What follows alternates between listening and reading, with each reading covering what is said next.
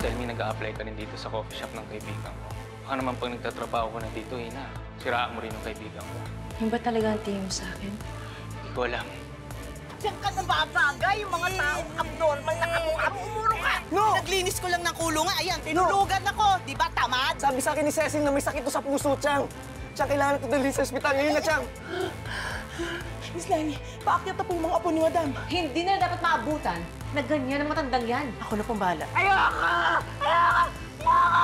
Bakit ganito ang itsura ni Lola? Binigyan siya ni Nurse Patty ng sedatives para kumalma. Yuan, I'm concerned about Lola's condition. She's suffering too much. Mabuti naman, lumalambot na yung puso mo towards her. Mas gugustuhin ko na lang na magpahinga na si Lola. What did you say? Mas lalo siya mahihirapan kapag mas pinatagal mo pa yung sitwasyon. Nakuha mo na ang shares ng kumpanya. And that's what you wanted, right? So leave Lola alone. I am letting go of this house, so deal with it.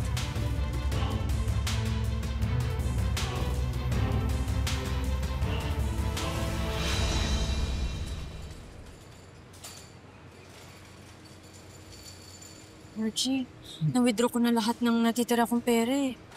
14,000 lang to. Kulang pa to sa kailangan kong pampa-opera kay Nono.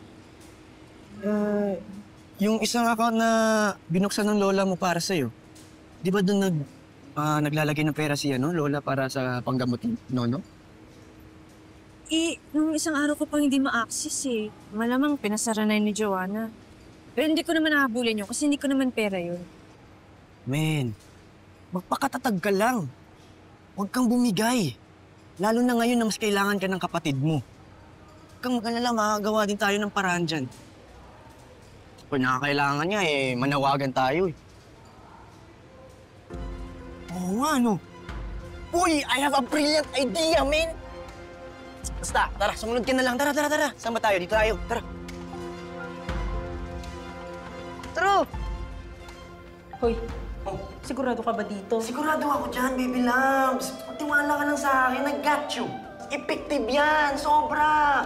Baby loves. Oh, edi simulan mo na. Plano mo yan. Ito. Silang natin. Startan natin ang live.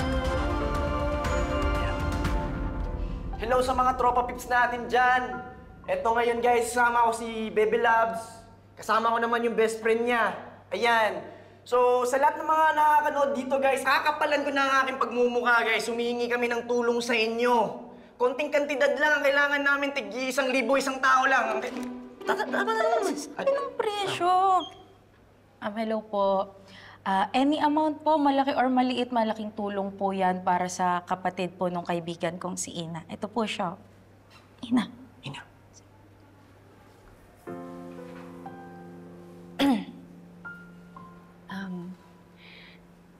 Hello po sa lahat po ng nanonood ngayon ng live. Ako po si Ina. At yung kapatid ko po may congenital heart defect po siya. At nandito siya po ngayon sa ICU sa Ladera Medical Center. Kailangan niya pong maoperahan agad. Kaya po, lumalapit po kami. Kumakatak po kami, nangingi po kami ng tulong sa inyo. At sana naman po kung sino man ang may mabuting puso, sana po matulungan niyo po kami. Ayoko pong mawala yung kapatid ko sa akin. Mahal na mahal ko po siya. Ayun guys, narinig nyo naman. Kaya sa mga gusto pong tumulong dyan, nag-open po ako ng account sa Help Fund Us para po doon nyo na idiretso yung mga tulong nyo. Any amount po yan. Malaki po yung pasasalamat namin para sa inyo. Salamat po. Uy, ayan na pala si Ina. Ina, napanood namin yung live nyo kanina ni Cecil eh. Ito nag-ambag-ambag kami. Kunti lang yan, pero kahit paano makakatulong. Kung mayaman nga lang ako, Ina eh. Kahit magkano pa yan, bibili ko sa'yo. Kahit magpabili ka pa ng dragon. Oh. Salamat po. Maraming salamat po. Malaking bagay po ito. Salamat sa inyo, ha? Thank you. Huwag ba, Ina? Tsaka, Ina, may bibigay din ako sa'yo. Hindi pa ba? Ito. Ano talagang po? Pinapatawa lang, Ina. Ay, gumatawa. Kahit anong problema. Oo. Kapit lang, Ina. Dito lang kami. Ha? Dito ka doing? Salamat.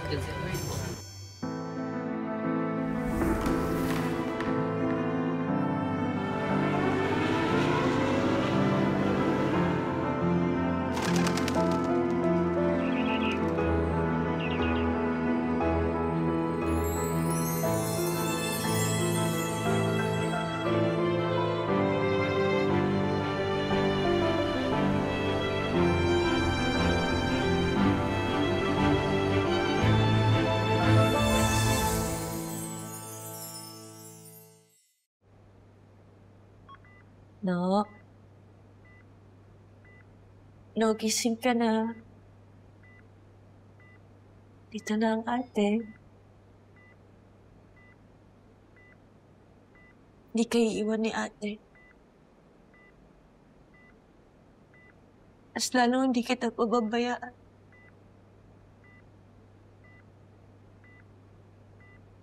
At gagawin ko para gumaling ka na.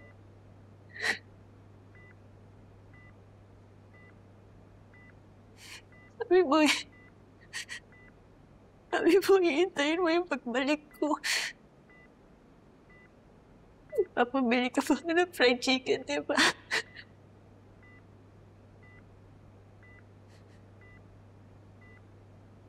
Kaya please, huwag kang bibitaw, ha? Huwag kang susuko.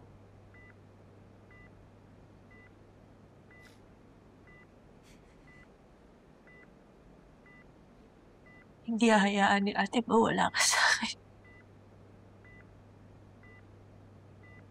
Hihintayin ko na gumaling ka.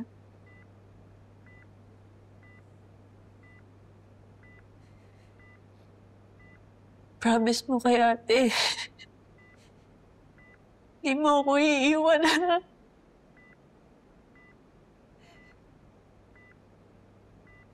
Hindi ko nga kayanin pag iniwan mo ako. Wala na ako ng kalaro. Kasabay kumain. Basta lang wala nang magtutugtog sa atin ng piano. Kaya kapag nawala ka pa sa akin, wala nang dahilan para mabuhay pa ako. Kaya please don't umuiwan si ate, ha?